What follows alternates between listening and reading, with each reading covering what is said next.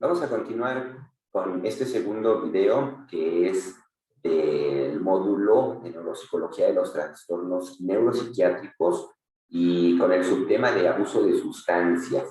En el video anterior revisamos en las áreas del cerebro que estaban implicadas, la neuroquímica también implicada para que el proceso de adicción se lleve a cabo, se presente. Y también propiamente el concepto de adicción, que se tenían que unir dos términos, dos procedimientos para que se pudiera considerar como adicción. Uno de ellos es abuso de sustancia como tal, y el otro es que sea en una frecuencia menor o en un determinado tiempo. Tiene que juntarse las dos. Tiene que haber un abuso en una cantidad de tiempo también considerable. Y vamos a pasar ahora precisamente al alcohol. Y la adicción al alcohol, lo que, bueno, principalmente tiene una función depresiva, el alcohol, ¿no? Porque hay una reducción de la transmisión sináptica en el sistema nervioso y vamos a ver que tiene una acción cuando se une con el neurotransmisor GABA o el ácido amino GABA-butírico para la neurona sináptica. Es decir, va a bloquear el impulso nervioso hacia las demás neuronas y entonces tiene una acción sedante o depresiva. Las alteraciones, creo que el alcohol es una de las drogas que por aceptación social las tenemos más próximas, ¿no? De repente todavía las personas que usan cocaína, heroína, marihuana, lo hacen apartado, ¿no? Bueno, si hay mucha confianza en una fiesta, en una reunión, pues comparten, pero es más fácil ver personas bebiendo en la calle, en una fiesta, porque está socialmente más permitido, más aceptado, que tiene, y vemos la misma gravedad que cualquier otra droga. Y tiene también una alta incidencia para muertes en tráfico por accidente. Así es que tenemos alteraciones neuropsicológicas en la memoria, en las funciones intelectuales, específicamente en cálculo, en comprensión y también en aprendizaje.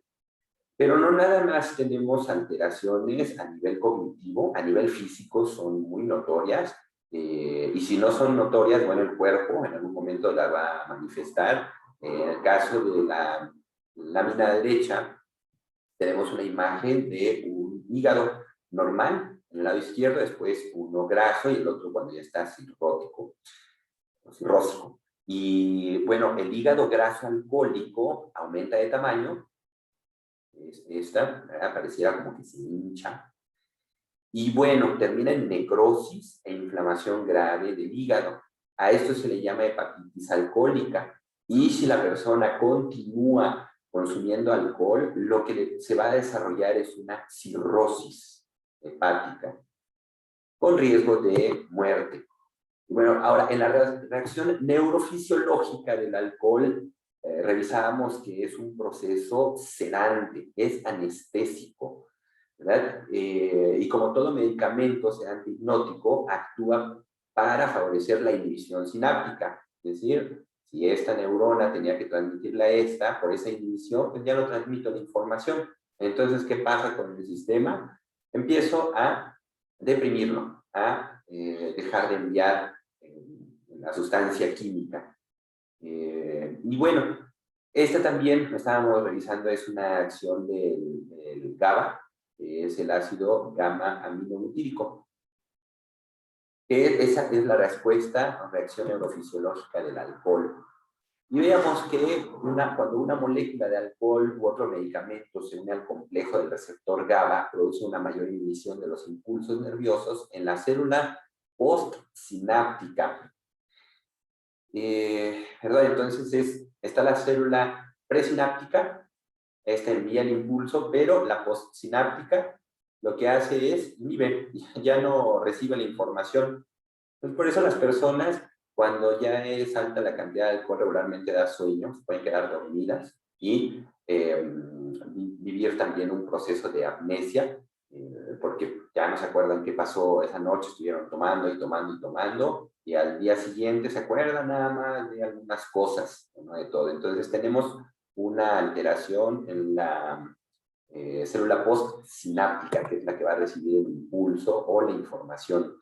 Y bueno, tenemos síndrome alcohólico cerebral cuando ya es crónico, en donde aparece fatiga, apatía, pérdida de interés, depresión, ansiedad y agitación, irritabilidad, aislamiento social, deterioro en razonamiento abstracto, concentración también alterada y memoria a corto y largo plazo alteradas.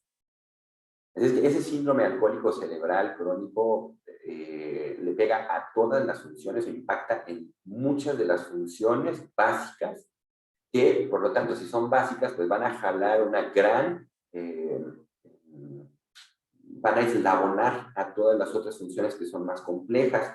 Y tenemos uno que quizá han escuchado, que es el síndrome de Korsakoff, que este no necesariamente se da por alcohol, pero sí se presenta en casos de alcoholismo, que es por deficiencia de una vitamina, de la tiamina. Entonces, cuando hace falta tiamina, lo que se presenta es este síndrome de Korsakoff, que es una pérdida grave de la memoria reciente, y por lo tanto la persona confabula. El término de confabulación en clínica, en neuropsicología, es cuando tú llenas con recuerdos inexistentes. En este caso estás confabulando por eso, no pueden ser recuerdos inexistentes, cuando inventas alguna memoria y llenas espacios de aquellos recuerdos que de repente ya no los tienes tan claros.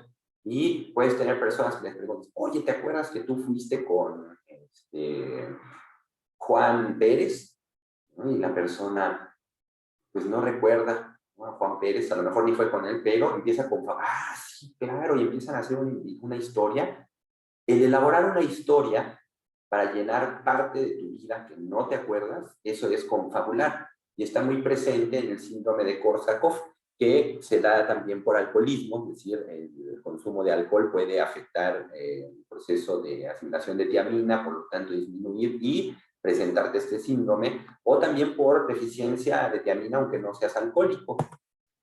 La neurotoxicidad alcohólica se presenta por el componente del alcohol, que es el etanol. ¿No? Los efectos del etanol, que es esta fórmula ETOH, afecta la morfología neuronal. ¿Se acuerdan la imagen del video anterior? Donde ya había ciertos cambios en el volumen del cerebro, ya se veían unas zonas más huecas frente o vacías frente a un cerebro que era no alcohólico, y también el ensanchamiento de los ventrículos. Bueno, entonces estamos viendo cómo afecta la morfología neuronal cuando el grado de etanol es alto. Hay una disminución en la longitud del árbol dendrítico. Entonces, imagínense que el árbol dendrítico es un brócoli así, ¿no? Bien bonito, grande.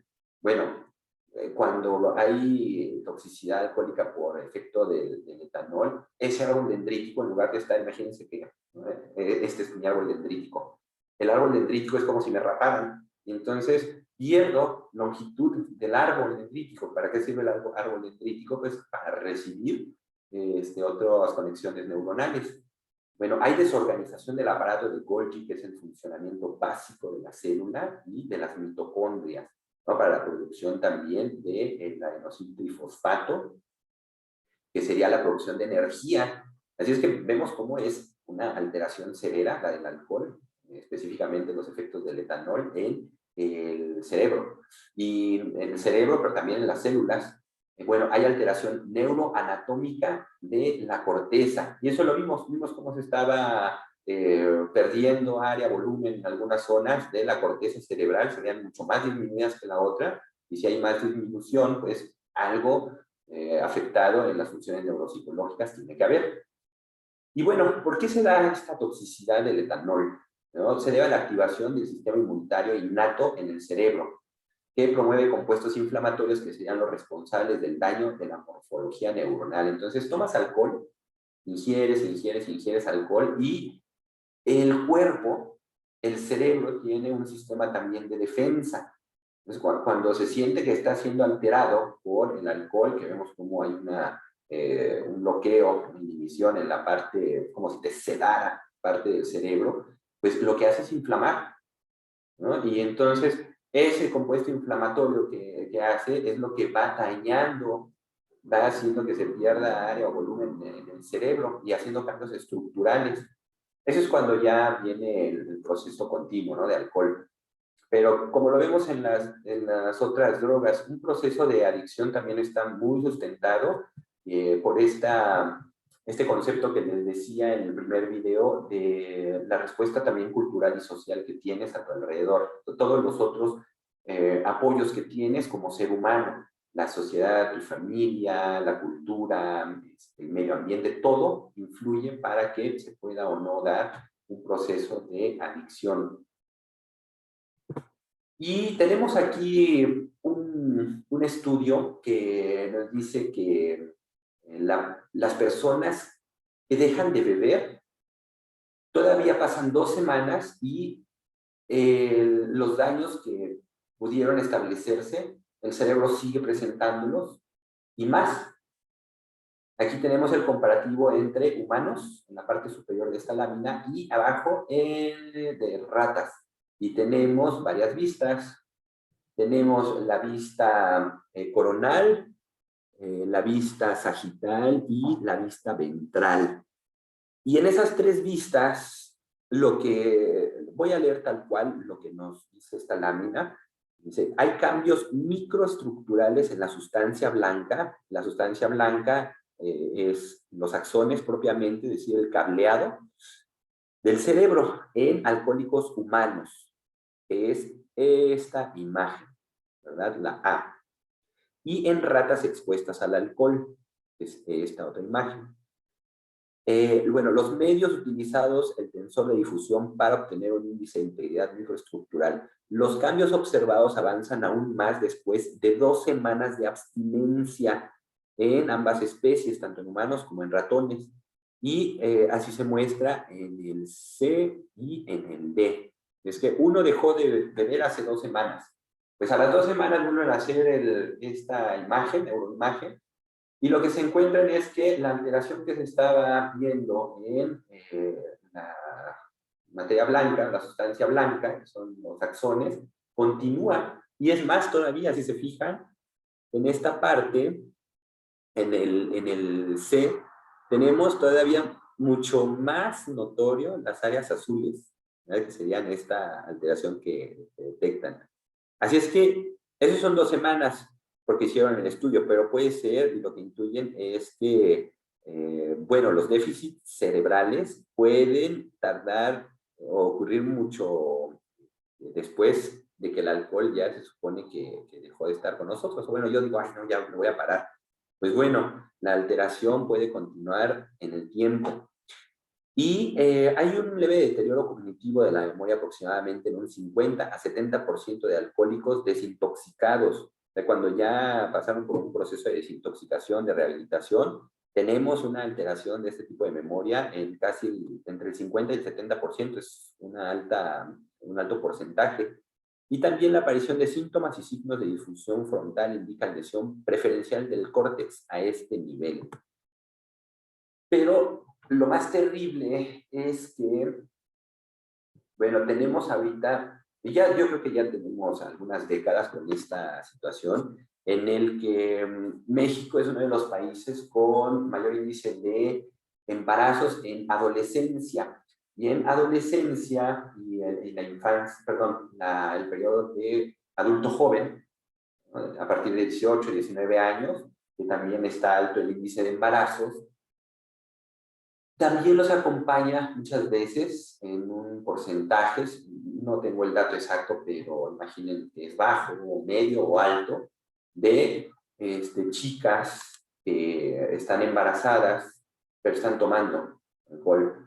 Además de muchas implicaciones neuropsicológicas que puede haber, vamos a ver en esta, que es específicamente para el alcohol, un cerebro control que es de un niño